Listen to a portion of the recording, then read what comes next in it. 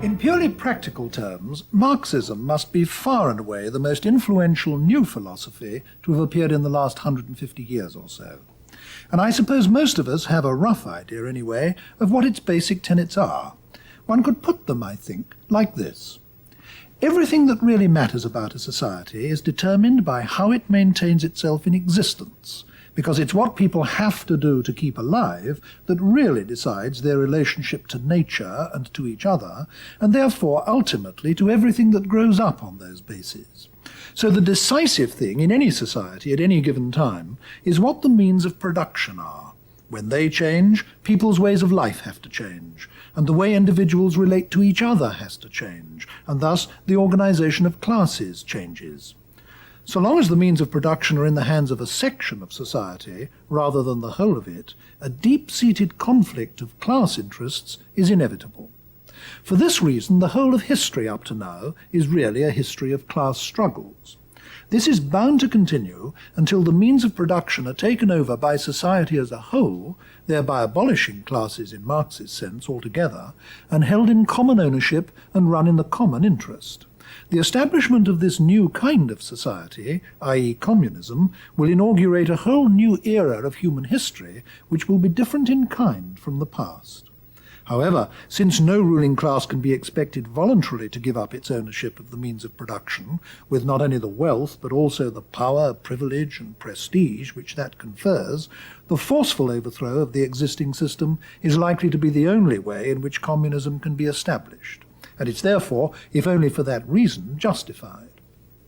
Well, something like that sketch map of Marxist theory is probably as much as most of us possess, and indeed, as far as it goes, it's accurate. But there's so much more to it than that. Marxism is a rich and powerful explanatory system whose intellectual history is colourful and interesting in its own right, as well as having an obvious practical influence on the world we live in.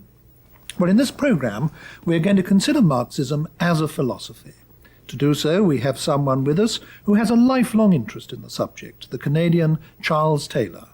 More than 20 years ago, as Chuck Taylor, a young fellow of All Souls College, Oxford, he was one of the founders of the New Left movement in Britain.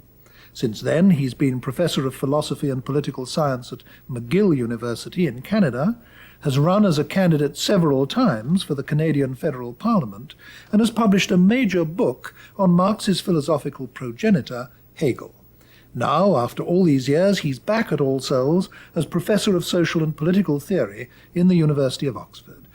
Well, Professor Taylor, I've started this programme by giving a very rough but perhaps overbold outline of Marxist political and economic theory, and what we want to do now is to go into the philosophy that throws these things up to the surface, as it were. Now, where would you like to begin in discussing that? Well, I'd like to pick up a point you made about how what you said was right, but it's much richer. I mean, you gave a very good thumbnail sketch of Marx as an explanatory theory.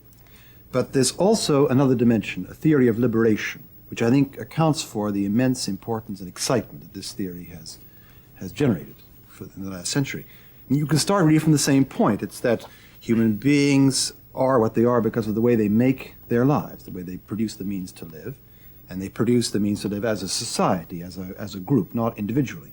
So in a way, we could look at them just as another gregarious animal like ants or bees. But what differentiates them from ants or bees, Marx holds, is that human beings have this capacity to reflect on and change the way that they work on nature to produce the means to life. In other words, labor in the human sense, in Marx's view, incorporates this idea of reflection. And that means that they can change the way that they interact with nature over time. And that is the dimension that's properly human. That means that over time, they can get greater and greater control, greater and greater capacity to take from nature what they need and to produce the means to human life. Now, this just doesn't just mean that they aren't monotonously stocked like a certain animal species in the same way of doing things all the time, but over history, they actually get better. They actually realize this capacity to control nature to a greater and greater degree. In that sense, already we can see they become freer.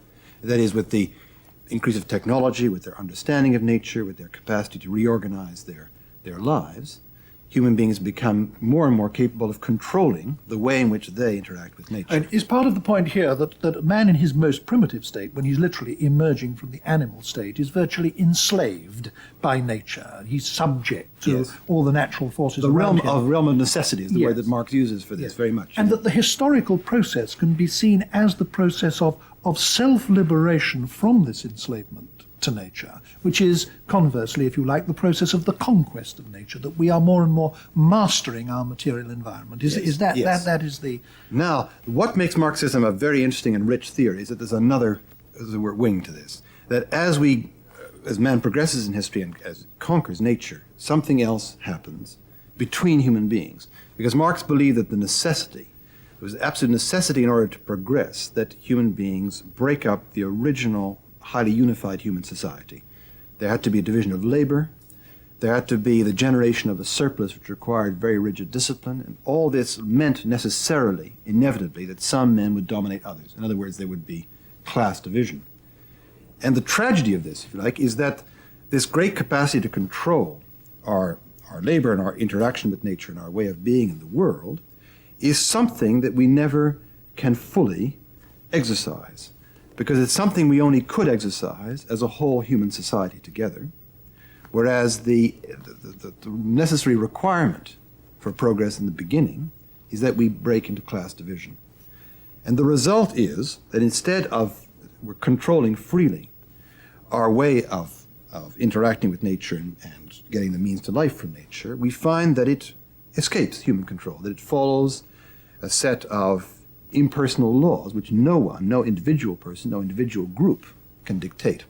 And of course the apex of this, at the highest point of human development in history, before we recover control, is capitalism, and that Marx devoted his major work to, Capital. And we see in Capital, one way of putting a pencil sketch of Capital is that it's a picture of a society, of an organization of society, which is governed by inexorable laws, out of human control, in control of no individual, in which the laws of capital accumulation drive on and on and on to the destruction and immense suffering of human beings, which no one can control. So the paradox is, this is what Marx used the word alienation for, that this immense potential that human beings develop to write their own ticket, as it were, as animals in nature, which no other animal has, is as it were wrenched from their hands by their own internal divisions.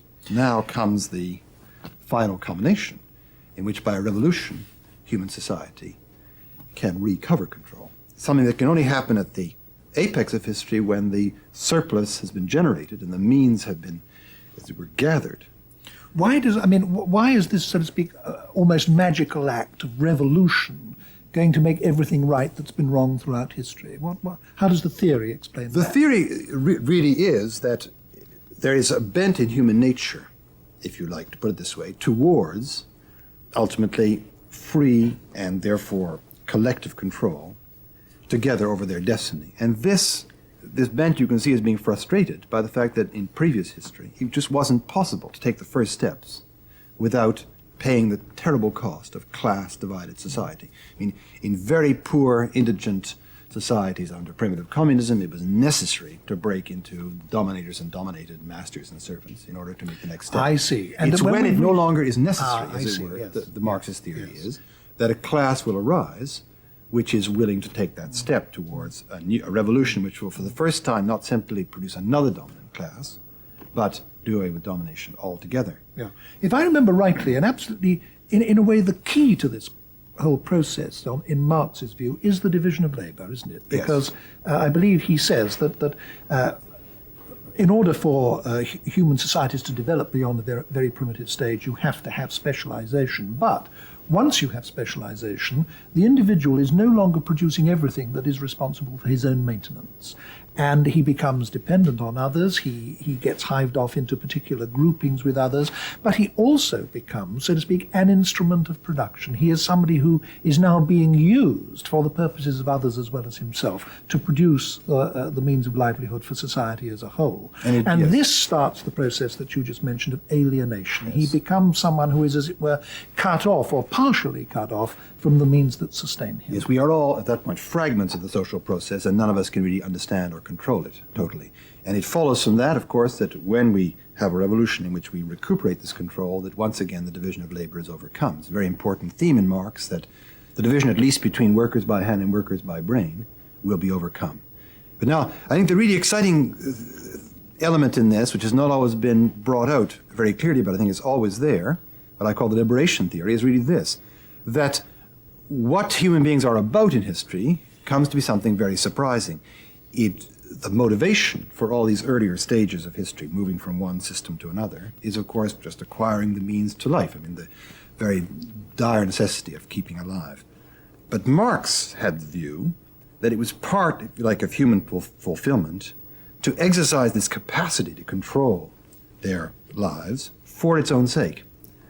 As it were, that there was an expressive dimension, not simply an instrumental dimension to this. It becomes a form of self-realization. Self-realization. Yes. And it's this dimension of self-realization which is utterly frustrated by class society. In other words, what Marx, you see Marx constantly saying in his works both early and late, is that in class society, in capitalism for instance, we have a society which at best simply produces in order to keep men alive. It's just the bare means. Production is simply a means to keep alive, whereas man as a laboring animal ought to be capable of expressing himself in his labor as a human being. There's almost the vision of man as a collective man, social man as a kind of artist, expressing himself, which is what awaits human beings once they can overcome this alienation. And I suppose the vision of the society to be achieved, communism, is a vision of a society without internal divisions, without classes, without master and man, Yes. And without alienation. Exactly. It's an overcoming of alienation, and which means that all the capacities that human beings have to control their lives are put to the service of their expressive drive and aspirations. That's, I think, in a nutshell, what overcoming alienation means. Now, it's very clear that this philosophy has had an enormous influence on the modern world and on all of us. And it's also pretty clear to me, anyway, that it contains very important elements of truth. What would you say are so to speak, the good things about the philosophy, or the things that we all have learnt from, or at least ought to have learnt from, even if we haven't? Well, I would say, of the two sides that we've looked at, the explanatory theory and then the richer liberation theory, the explanatory theory, in a way, we're all, in some degree, Marxists now, in the sense that it gave us a reading of history in terms of precisely the way in which human beings make the means to life. And it gave us insights into history which no one can go back on, however much there may be arguments about how far to take it. When you get to the liberation theory, it's a much more checkered and controversial question. And it's undoubtedly given us, I think, one of the richer and more interesting insights into the development of modern man, the immense importance that freedom has for people in modern civilization, the way that people pine after it and struggle for it and so on. At the same time, it's been the source of one of the biggest problems within Marxism itself, because these two sides of the theory, the explanatory theory and the liberation theory, don't always fit too well together. I mean, can you show how Yes, they I think we can don't see fit that together? by an example. I mean, if you want to look at Marxism simply as, in almost Newtonian sense, scientific theory explaining human history, doing for development history what Newton did for the planets, then you get a view of inexorable law which governs human beings at any period of time, as Newton's laws of the planets govern the planet's motions at any period of time. Then what disappears is something in the liberation theory of Marxism, which is something of this kind, that as we make the revolution from capitalism to communism, we recover control over certain facets of our lives, which previously under capitalism are, as it were, under the control of inexorable law. The idea that at one point in history, some things are controlled by laws, which then are recuperated, if you like, for freedom. This is an idea that doesn't fit neatly into a model of Newtonian science. In other words, I mean, what Marx is suggesting is that up to a certain point in history, namely the communist revolution, all historical events are covered by laws which have the character of scientific laws, and suddenly there's going to be some kind of break, so that man will after that become free, and therefore not governed Well, except by the liberation theory scientific wouldn't law. be that crude. I mean, it would be of this kind, really, that as the different societies succeed each other in history, I mean, feudalism, capitalism, and so on, you get very different kinds of laws governing people, and things that are under control at one period cease to be at other periods, and vice versa. And it's only with the arrival of communism that we get another such change, but at this point a change which has an unprecedented degree, incorporates an unprecedented degree of control. But the idea would be that there would be quite a great qualitative differences between the kind of laws applying under ancient society, feudal society, and communist society. Against this, however, you have the way that Marxism came to be considered, quite understandably, in late Victorian period, the period of Darwin, the period of, you might say, scientism as a kind of ideology, when it's seen as an inexorable set of laws. Now, within Marxism itself, these two sides have gone on struggling.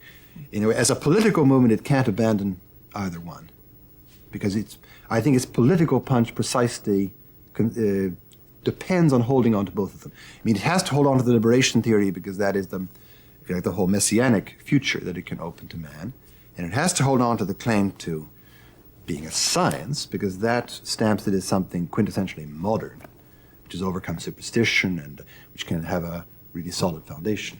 But that's a level of politics. Any Marxist theoretician has been, in one way or another, deeply embarrassed with this, and they've taken different roads. There is a very popular school today which has decided to jettison the liberation theory almost altogether. I think many people listening to this discussion between us will be surprised at your emphasis on half of Marxism being a theory of liberation, because in many people's minds, I think Marxism is bound to be associated with a form of totalitarianism. There are very, very few people left anywhere in the world now, I think, who actually regard, say, the Soviet Union as in any serious sense a free country. The communist countries are dictatorships of one sort or another, and how then, people will be asking themselves, how can a theory of liberation be the ideology of this kind of society? Yes, I think it's a very cruel paradox, but I think it's one that explains a great deal of It explains just why the Soviet Union is such a totalitarian country. It is, if it were content merely to be an autocracy, as its predecessor regime, Tsarism, was, it wouldn't need to interfere with, control, shape people's lives as much as it tries to do. But it's because it's a regime which is based on ideology of liberation, it has to be the case that everybody not only obeys, but likes it, but believes in it. And any evidence, serious evidence that people don't, that they find it spiritually empty, has to be crushed. I mean, people have to be at the limit, even put in insane asylums, partly because one has to believe that such people must be insane to see a system of this kind as spiritually empty. It's because it has these tremendous claims. Again, you were mentioning earlier that the liberation theory in Marxism in a way looks on man as an artist. And therefore, for Marxist movements, again, what artists say, hold, believe, express, becomes supremely important. According to the theory, they ought to be, in that society, expressing and celebrating what that society is about. And when they turn out not to be, it's something absolutely intolerable. And therefore, they have to be suppressed. This brings us to a consideration, I think, of what the main shortcomings in the theory are. I don't want us to get hived off into a discussion of the Soviet Union, which would be very fascinating. I want us to try and keep to talking about Marxist philosophy. But it does seem to me that one of the mistakes in the theory is that the theory posits, with the achievement of communism, a society within which there are no conflicts. Now, it seems to me that this is even theoretically unattainable. For example, wherever you get two people together, you are bound to have conflicting interests and conflicting opinions and so on. And almost the central problem of politics could be described as being, how do you solve such conflicts if not by brute force, if not by the law of the jungle? I mean, in one sense, this is what politics is primarily about. And I think we now realize, more than people did in the 19th century, that the physical resources of the world, the material resources of the world, are cruelly finite. And there are always going to be disputes about how they should be used in any kind of society. So, in any kind of society, you're going to get conflicts, and Marxism doesn't give us any way of resolving these because it denies that in its form of society there are going to be any conflicts at all. Yes. And I think, can I just add a point here, Chuck? I don't want to go on talking too long at this point, but I want just to add the point that I think that this is connected with the reason why Marxism is, so to speak, bad about freedom. because it doesn't acknowledge the possibility of conflict in its kind of society, it has no way of coping with a situation when the individual is at odds with society, or when minorities are at odds with majorities, because it says that can't happen. Would you agree that there is that? Well, yes, I think that you're being a bit unfair in the sense that a Marxist would reply here that they do foresee certain kinds of conflict, but basically, I think the basic point, that they foresee that the really deep conflicts, that which make people take up cudgels against each other, are grounded in economic exploitation and will disappear. And I agree with you, but I do agree with your basic point that emerges from that they're powerless to cope with.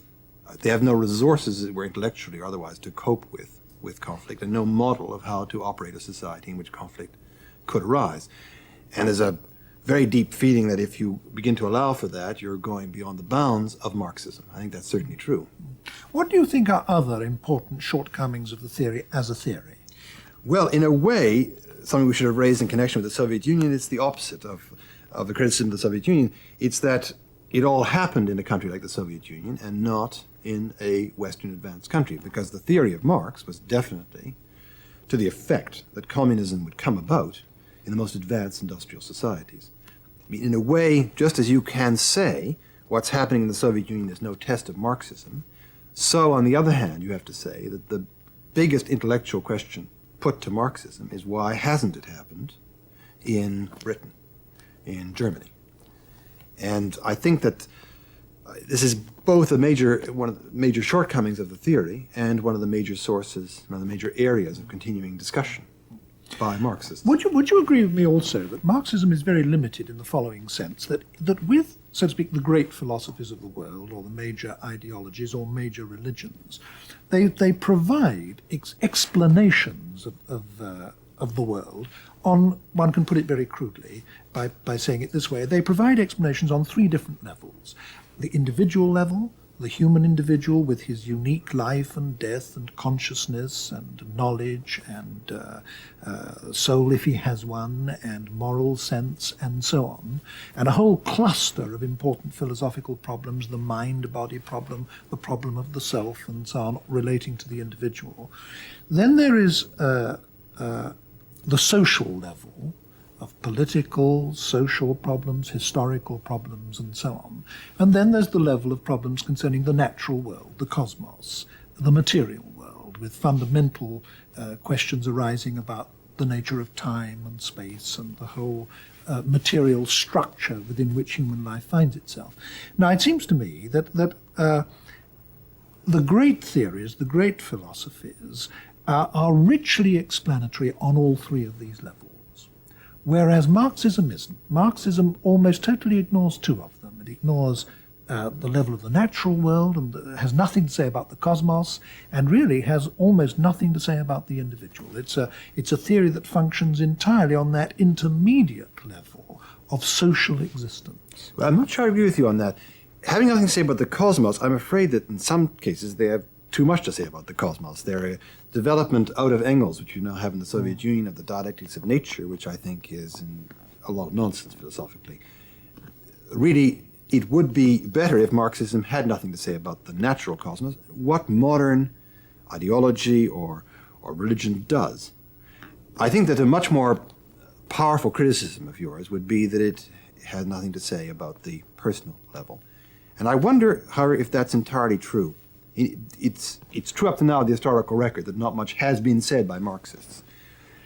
I don't know how much that is some kind of historical accident, that Marxism has been taken up very powerfully by important political movements which have had other things to think about than, and indeed have wanted to suppress certain questions about the individual. When you see the rich resources of Marxism as a theory of liberation, you see the kind of theory of art that could emerge from that.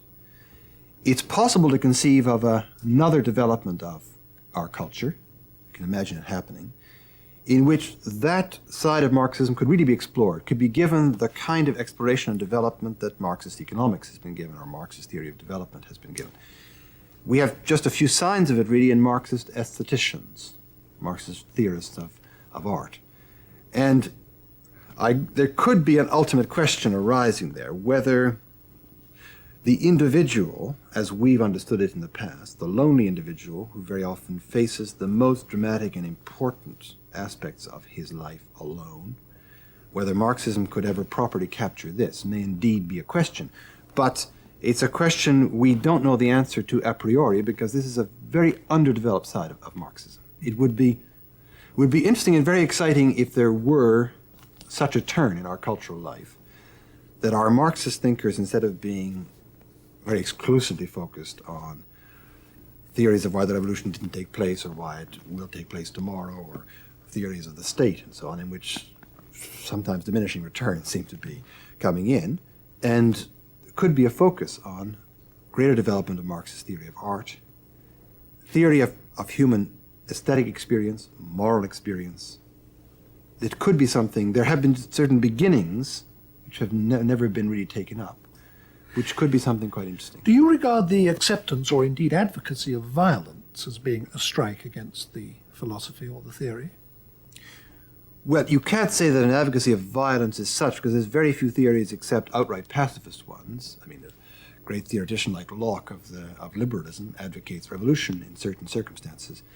But I do think, I think there is a point in what you're saying there, that the very belief that one can achieve a kind of conflictless society beyond the revolution gives you a kind of license to destroy and undercut what exists now, and to do so even violently, as long as you think that what's going to come out of it is going to be a conflictless realm of harmony. And there's no doubt about it that the certainty with which Marxist political figures or people who believe in this, the very often the facility with which they accept the idea that one should destroy a system violently or violently upset it, I think is a feature of, you might say, their messianic hope. Because, and also in individuals and in groups, it only too easily becomes an assumption that it's all right for them to use violence in pursuit of whatever their aims are, doesn't it? But that does, of course, follow from the theory, because if the theory is right, they are on the right side. But there's also it's a perpetual, Marxism is a perpetual theory of the just war applied to politics in history. Applied to history almost, yes. Any theory of just war says that we're right and they're wrong. I mean, but that's not peculiar to. But now, what exactly is the status of this theory? I mean, it claims to be scientific, and in Marx's own writings, this is reiterated over and over again, that he is putting forward a scientific view. And I suppose what he really meant was that whereas other socialists have been either seeing lovely visions of an ideal society or issuing moral demands, he wasn't doing that. What he was doing or trying to do was to look at the actual sociological processes at work in society and seeing where they would lead him. He was claiming all the time that he was taking a scientific approach, but one is struck, in fact, by the amount of prophecy in this theory, isn't one? By all the claims and assertions about the future, which actually don't look very scientific when you examine them closely. Well, actually, Marx was quite careful about claims in the future in any detail. He hedged a lot about the future nature of communist society and what would happen. I mean, the big claim is the breakdown of capitalism, the big claim about the future, which is yet to be redeemed by the facts. Yeah. But the word in German meaning science, as you know, Wissenschaft, has a much broader sense, and people talk very happily in German about historical science and as well as about the science of physics. And it covers that whole, any form of intellectual activity, really, isn't it? Yeah. But I think it's undoubtedly true that, anyway, as Marx developed, he came to see the firmness and rigorousness of his science of capital as being absolutely on all fours with that of physics. And do you think that it just claim can't can be be sustained? upheld? No. It can't. But I don't think it can be sustained in principle for any theory which purports to deal with human beings, their motivation, their history, their society, how they develop. That kind of rigor, that kind of exactitude, that kind of verification just can't be. Of course, I think one ought to add, in fairness to Marx, that the notion of what constitutes science has changed radically in the 100 years since he wrote, that all well-informed men in the middle of the 19th century thought that scientific knowledge was a specially secure and certain and infallible and incorrigible kind of knowledge. Whereas now, that view has been virtually universally abandoned, and we realize that science is fallible, science is corrigible, and therefore, I mean, Marx himself would take a different view now if he were writing. Certainly, because he would have different models. Yes. Yes. And that, too, wouldn't fit very well with, as you say, the Messianic side. It really was a 19th century belief. Darwinism cleaned up this area, and we had that all clear, and physics had cleaned up this area, and now Marx was, as it were, cleaning up finally the area of human social history. One parallel that's been drawn by a lot of other people is between Marxism and a religion, and I'd like to invite your comments on this. What the people who make the parallel point out is that it has, so to speak, its sacred books, and it has its prophets, and its sects, and its schisms, and its persecutions, and its heretics, and the whole kind of setup, the whole way in which Marxism and communism has developed is strikingly like a religion. Even the spread is like a religion. I mean, I do think that an absolutely astounding fact about Marx is that 100 years ago he was an almost unknown refugee intellectual living in this country on the charity of friends and living in lodgings and working all day in the British Museum reading room, studying and writing and so on. And within less than 70 years of his death, the death of this intellectual scribbler, within less than 70 years of his death, a third of the human race is living under governments, under regimes that actually call themselves by his name, that call themselves Marxists. I mean, the whole of China, the whole of Russia and its 19th century empire, the whole of Eastern Europe. This is an astounding thing, and the only similarity to it, it seems to me, in the whole of history, is the spread of Islam and the spread of Christianity. Now, how would you comment on those parallels with a religion? Well, I think undoubtedly Orthodox established Marxism in Soviet Union or China resembles, in the respects you've mentioned, religious movements in the past, imposed orthodoxy, and indeed the worst dimension of an imposed orthodoxy. When you go back to Marx himself, Marx's writing himself, what is the religious element there? And I think there's something there which is the kernel to all that, along with the scientific outlook, and that is that Marxism is so obviously related to the Messianic tradition, the millenarist tradition of European movements in the Middle Ages, foreseeing the coming of the new order, of the new world that broke out in the time of the Reformation. Indeed, were there in a way in the extreme sects of the French Revolution, who had the same idea of a new beginning. They started, in 1791, I think it was, a new calendar, L'an 1.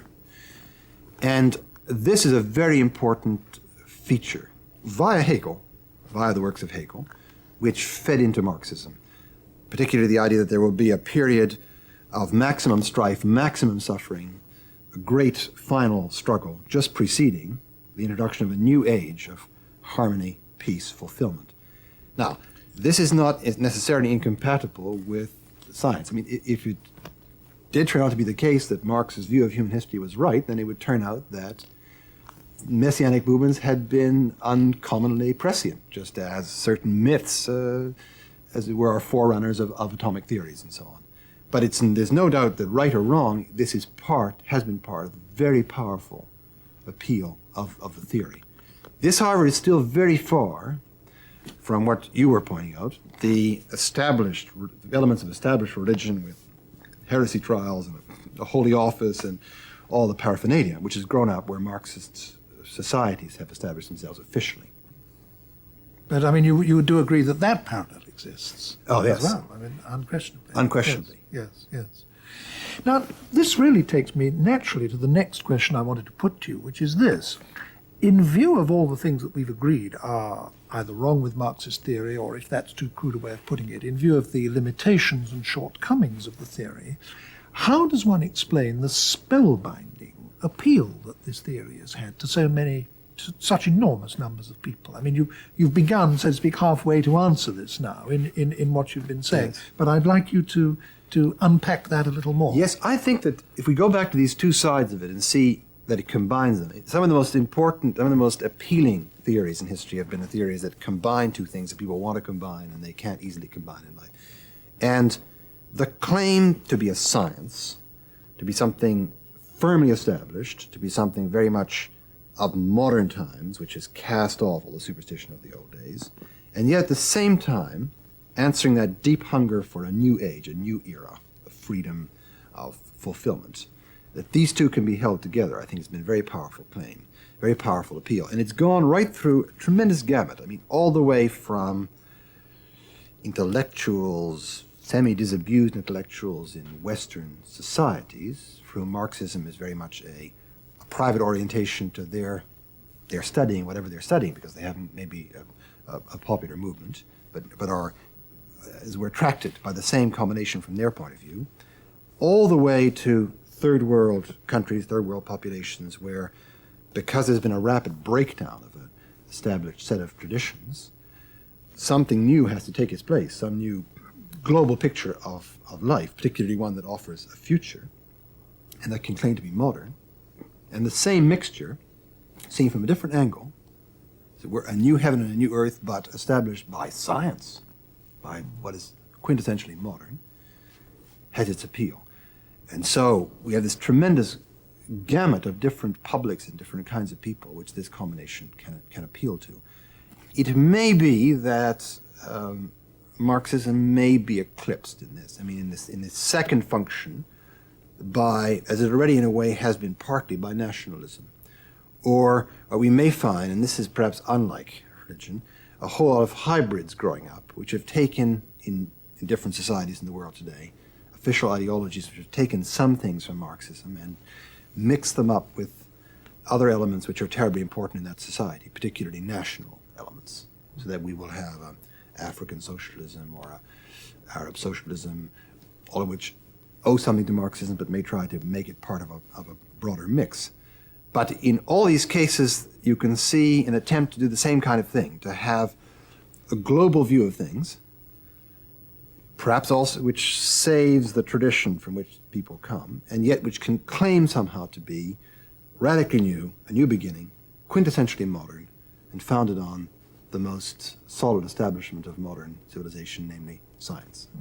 And now we come to what for many people is, I think, the $64 question, and that is the relationship of all this to actual communist societies. And the relationship and the problems exhibited by the relationship are one of the central themes of modern Marxist writers. Let me put it to you this way. There seem to be two basic schools of thought about this relationship. One says that societies like the Soviet Union are a perversion of the system, of the theory, that they are the theory gone wrong. And one such school of thought blames Stalin and Stalinism for what went wrong, and so on. But there's another school of thought that says no, this outcome was always implicit in the theory.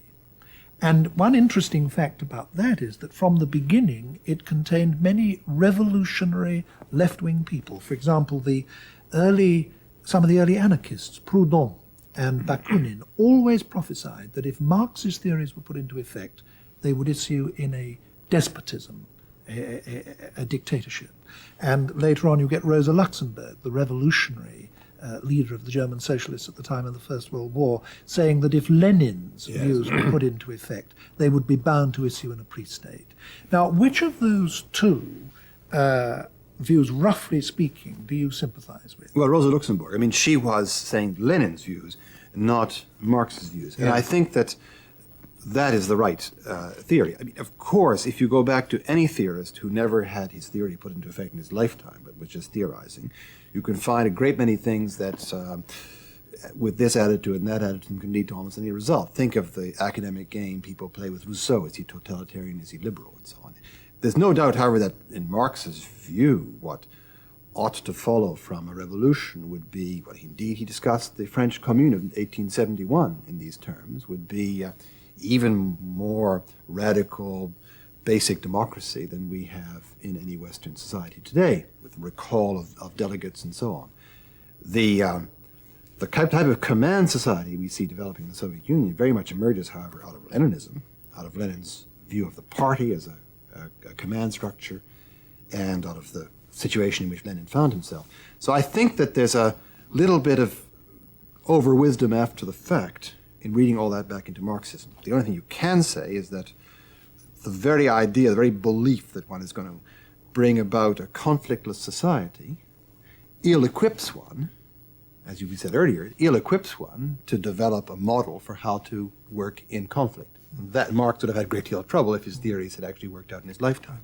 But from that to say that he had something like the germs of a totalitarian system in his mode of operating, which I think Lenin unquestionably had, I think it's a great jump, and it's not at all justified.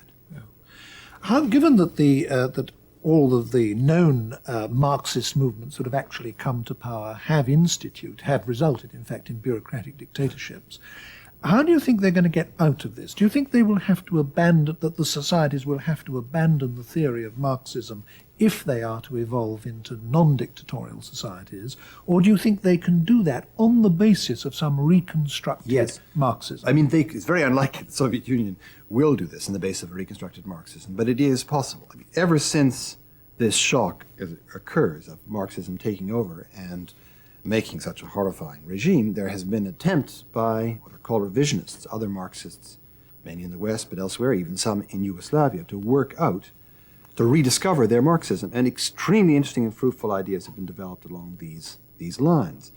I think you began to see in '68 in Czechoslovakia the beginnings of a society, some of whose intellectual sources would have been revised Marxism, of a free society which was nipped in the bud.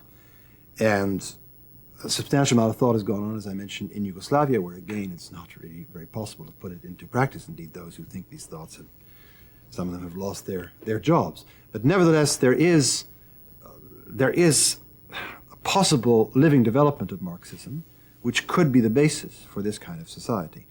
Whether you have the political conditions in which this kind of thing could happen in Eastern Europe is another question. I think it's very, very different. So far in this discussion, we've confined ourselves, and I think we've been right to do this, to the Marxism of Marx. Yes. But now that we've, so to speak, brought the discussion up to date, and you've been talking about the ferment of ideas going on among some contemporary Marxist thinkers, I'd like to just finish the discussion, if I may, by asking you if you'd pick out one or two of the more recent Marxist thinkers and tell us something about the particular developments of Marxism for which they're responsible. Yes. Well, I think that there's two really quite different ones, just to give an example, really quite different areas. One is the Praxis group in Yugoslavia that I was really referring to earlier, which is a set of Marxists who've tried to return to the bases of Marxist humanism and to work out the theory of a libertarian society based on Marxism. This is one of the most interesting developments, and they're perhaps the center. Many other people have contributed to it. They've drawn on a number of other thinkers. They've been perhaps in some ways the more spectacular because the bravest of this group. Another area completely, Marxism has been very fruitful in developing an economic theory of the world economy. I mean, that's the strength of Marxism, is to see an economic system as a whole, which, as it were, determines the roles of its parts. And the development of a theory of underdevelopment, of the way in which the structure of the world economy, to some extent, forces underdevelopment, actually brings about underdevelopment in certain societies and prevents them from developing, attributes certain roles in which societies are stuck. I think that's been one of the most fruitful developments of Marxist economics. In these two ways, if you like, in an attempt to come to terms with capitalism as it is today, 100 years after Marx wrote Capital and very different, and secondly, in an attempt to rediscover libertarian sources in Marxism, I think we have perhaps the two most interesting developments of non-official Marxism. Yeah. One outstanding feature of the history of communist countries has been that the great political leaders like Lenin and Stalin and Mao Zedong have also had pretensions to be philosophers. Do you actually credit any of them with any outstanding philosophical capacity? No. Philosophical, no. I mean, Lenin, great political strategist and a very clear thinker about that. Stalin, the less said, the better. Mao, no. I mean, it would be too much to expect that such men should also be philosophers. So in other words, you think that for the new Marxist ideas, we need to look not to the political leaders, but to the philosophers, to the writers of other kinds, scholars and economists and so on. Yes, and especially not to those political leaders, but precisely to a number of very important thinkers that have come in the Marxist tradition and have added to our understanding of it. That's going to be the groundwork for any new germination. Thank you very much. Thank you, Professor Taylor.